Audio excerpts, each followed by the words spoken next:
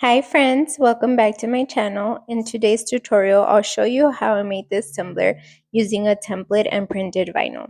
I'll also walk you through how I set up the vinyl to ensure a seamless look with no visible cut lines. Everything I used will be listed in the description. Let's get started.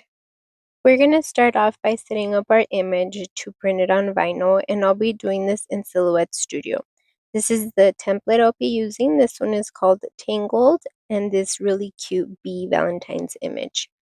I'll be using the Modify Page Setup Fill and Replicate panels. Since my printable vinyl is letter size, I've set up my canvas to be the same size. First thing we're going to be doing is resizing our template to match our tumbler measurements. In my case, it's going to be a 9.15 by 7.8.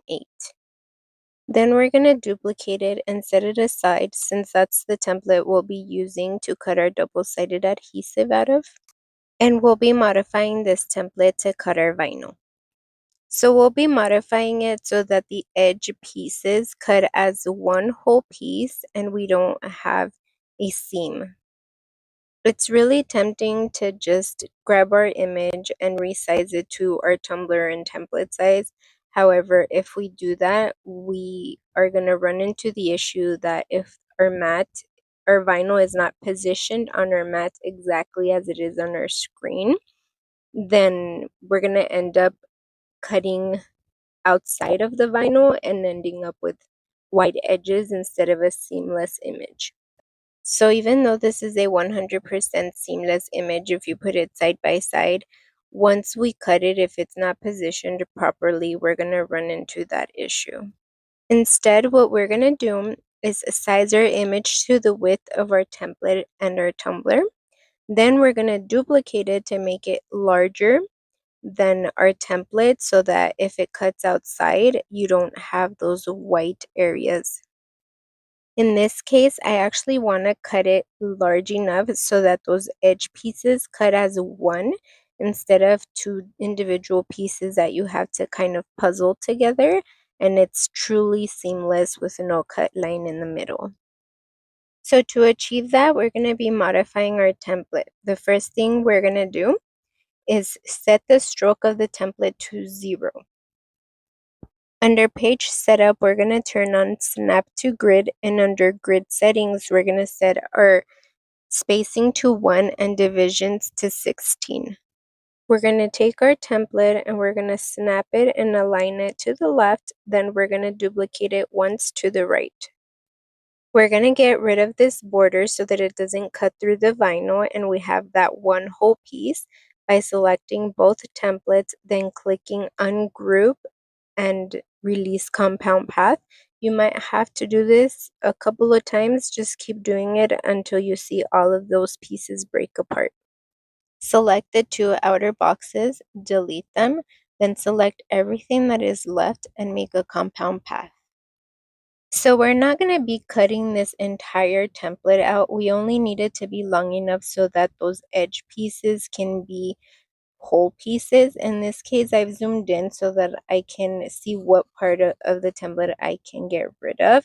I'll be getting rid of this small edge here up to that one point so that the shape next to it will still be complete. So I'm going to turn on my snap to grid, and then I'm going to grab my knife tool and slice down right next to those little points where they meet so that I can get rid of that about a 1/4 of an inch, but it would make a difference, especially if you're working with a specific size of a vinyl.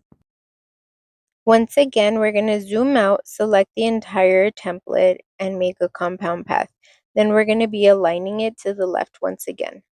So now we're going to be slicing the other side, but first we need to identify the center where the two templates are meeting, which is right down the middle from that little green dot at the top that's on the box. So we're going to make sure that the piece that would have been cut through the center, if we would have left those boxes out, stays intact. And then once we know exactly where we need to cut, we grab our knife tool and make sure that snap to grid is on, and then just slice. If you're not familiar with the knife tool, all you need to do is click, hold, and drag, and then let go of the mouse, and if your auto apply is on, it's just gonna automatically slice once you let go of the mouse. So now let's zoom out and select everything that we sliced out and delete it. We select the rest of the template and make a compound path. Now this is the template that we're going to be using to cut our vinyl. We can now turn off the grid and the snap to grid to get a better look at the template. You can see that the 3 pieces on the right coming down that edge are now going to be full pieces, and we're not going to have a cut line coming down, and we won't have to puzzle them together once it's in the cup. We just put it on as one whole piece. Now we're going to select our template and make a note of the dimensions. Then we create a box around it, change the dimensions of the box to the dimensions of the template, center them both together, and make a compound path. We're going to change the stroke of the template to black just so we could see it a little bit better. And then we're also going to increase the stroke since we're going to be using it over the vinyl so we can kind of tell where our vinyl is going to be positioned. When we position the template over the image, it gives us an idea of what's going to show on the tumbler. Now this as is would be really cute, however I want more of the bees to show, so I'm going to turn this image into a more repetitive pattern. To do that, we're going to be selecting our image and shrinking it down a bit. Then we're going to duplicate it twice to the side and twice down under our replicate panel. Then we're going to take all of those tiles and make a compound path. And with our aspect ratio locked, we want to resize it to our template or tumbler dimensions, which in my case is a 9.15. We're going to take our image and reduce the transparency of it so that we can see through it a bit better and decide the positioning for it on our template. So this image is already sized to fit our tumbler and our double-sided adhesive sheet template. However, because we don't want to get those white edges when we cut the template over it, we need to make it a little bit bigger so that we avoid that issue. So we're going to take our image, we're going to release the compound path, then we're going to select all of the tiles on one of the sides of the image and we're going to duplicate it once to the side. And we're going to grab everything again and make a compound path. That's going to make the image slightly larger than the template. And then we can now start moving the image around to decide what parts we want to show on our tumbler. This is going to kind of give us a preview of what the tumbler is actually going to look like. You can change the height of the image. Do not touch the width because the width is what makes it seamless, but you can make it shorter or taller. So once you've positioned your image where you would like it to be, we're going to draw a box so that we can crop that image a little bit bigger than our template. In my case, since I'm going to be cutting from Cricut Design Space, Cricut doesn't start at 0 from the side and 0 from the top on our mat.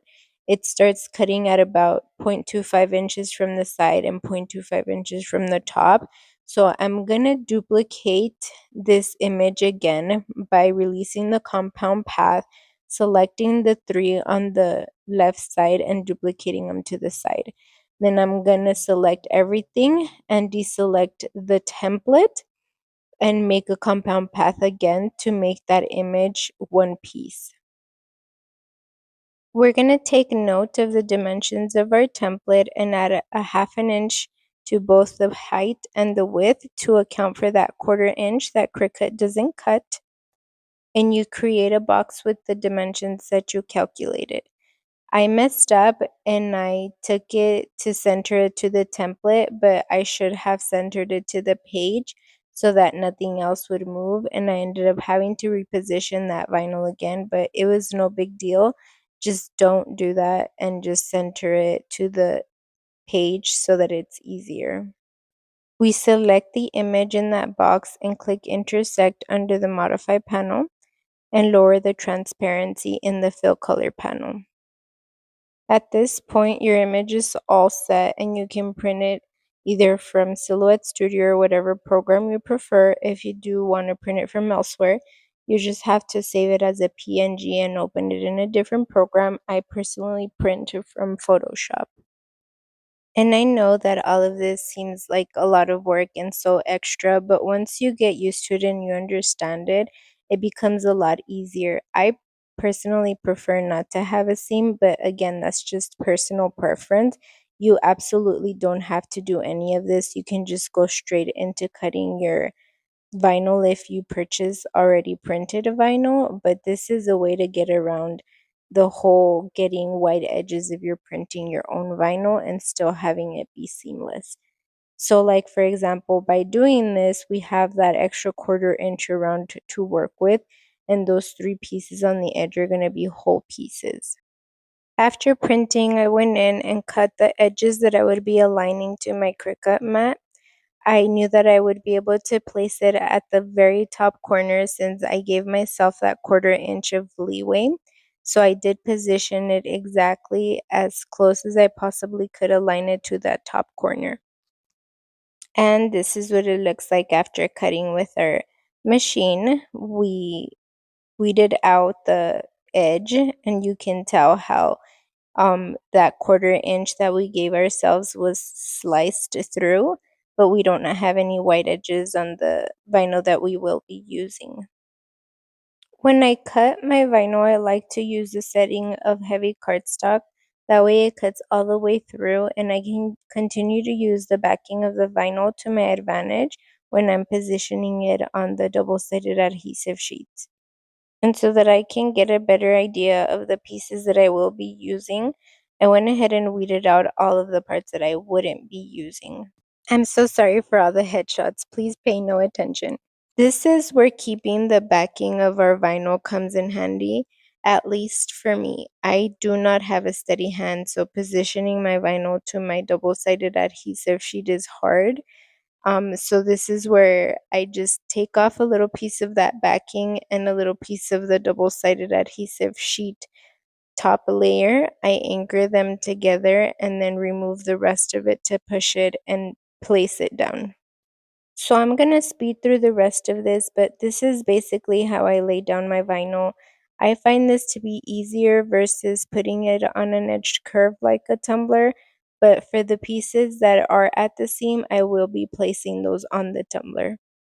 To place my template on the tumbler, I take the backing of the template and I slice the edge of it about a 1/2 inch or so.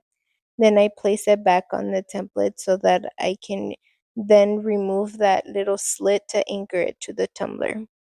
I take my template and wrap it around the tumbler and position it as best as I possibly can. Then I remove the piece of backing that I sliced from the template and I anchor the template down.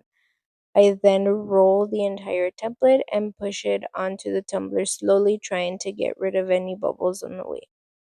This is the part where all that work we did on the computer pays off.